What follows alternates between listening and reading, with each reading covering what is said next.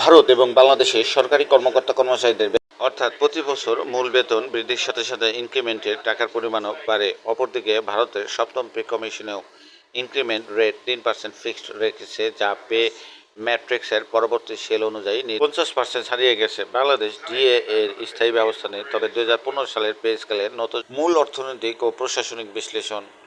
ভারত এবং বাংলাদেশের সরকারি কর্মকর্তা-কর্মচারীদের বেতন কাঠামো বা পে স্কেল পর্যালোচনার ক্ষেত্রে উভয় দেশেরই একটি দীর্ঘ ঐতিহাসিক বিবর্তন রয়েছে। ব্রিটিশ উপনিবেশ আমল এবং পরবর্তীতে পাকিস্তানি আমলের প্রশাসনিক উত্তরাধিকার থেকে শুরু করে বর্তমান সময় পর্যন্ত উভয় দেশই তাদের অর্থনীতি ও জীবনযাত্রার ব্যয়ের সাথে সামঞ্জস্য রেখে একাধিকবার বেতন কাঠামো সংস্কার করেছেন। ইতিহাসের আলোকে ভারত ও বাংলাদেশের পে স্কেলের একটা বিশদ তুলনামূলক চিত্র এবং এর গভীর গাণিতিক ও প্রশাসনিক বিশ্লেষণ আজকের ভিডিওতে। পে স্কেলের ইতিহাস ও বিবর্তন এবং কাঠামো উভয় দেশেই স্বাধীনতার পর থেকে একটি নির্দিষ্ট সময় পর পর বেতন কমিশন গঠন করে নতুন পে স্কেল বাস্তবায়ন করে আসছে।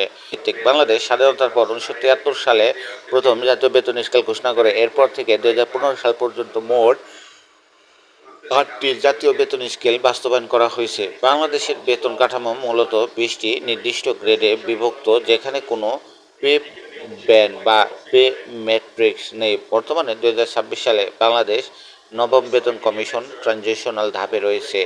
ভারত পে কমিশন ও ম্যাট্রিক্স ভিত্তিক।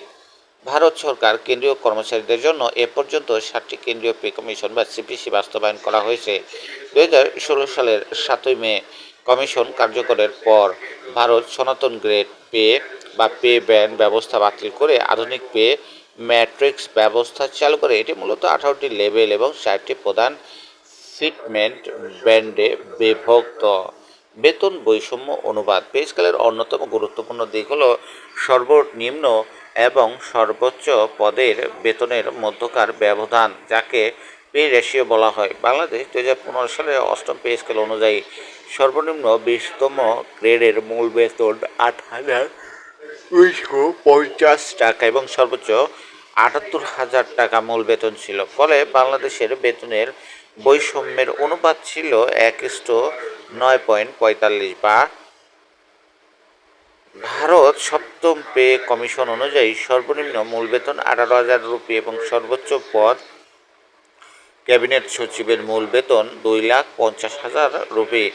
ভারতের বেতন বৈষম্যের অনুপাত 1:13.8।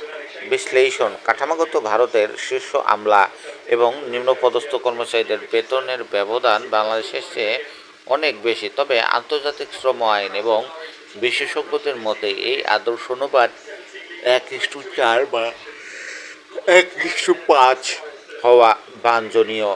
প্রারম্ভিক বেতন ও পদের মানদণ্ডের তুলনামূলক চিত্র 2026-এর পরিপ্রেক্ষিতে অনেকেই ভারত ও বাংলাদেশের প্রারম্ভিক পদের, যেমন প্রথম শ্রেণীর গেজেটেড কর্মকর্তা বনাম চতুর্থ শ্রেণীর কর্মচারী বেতনের তুলনা করে থাকেন। এখন দুই দেশের বর্তমান মূল কাঠামোর একটি চিত্র দেওয়া হচ্ছে।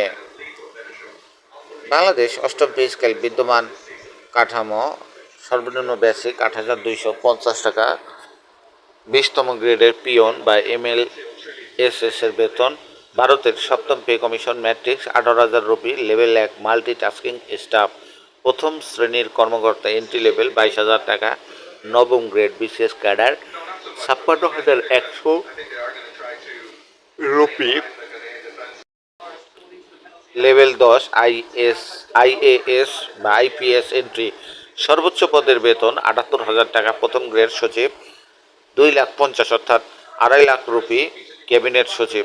বার্ষিক ইনক্রিমেন্ট বা প্রবৃদ্ধি মূল বেতনের 5% চক্রবৃদ্ধি হারে, মূল বেতনের ফিক্সড 3% হারে বার্ষিক বৃদ্ধি। টাকা ও রুপির বিনিময় মূল্যের প্রভাব। সাধারণ মুদ্রার মানদণ্ডে রূপান্তর করলে দেখা যায় ভারতের একজন সর্বনিম্ন স্তরের কর্মচারীর মূল বেতন 18,000 রুপি। বাংলাদেশের একজন প্রথম শ্রেণীর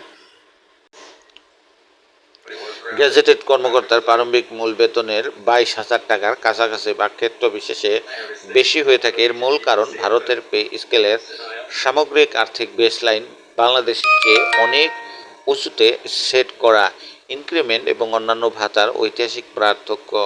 ইনক্রিমেন্ট পদ্ধতি বাংলাদেশ 2015 সালে পে স্কেলে ঐতিহাসিক পরিবর্তন এনে ফিক্সড ইনক্রিমেন্ট বা শতকরা নির্দিষ্ট হারের পরিবর্তে 5% হারে চক্রবৃদ্ধি হারে বার্ষিক ইনক্রিমেন্ট ব্যবস্থা চালু করে।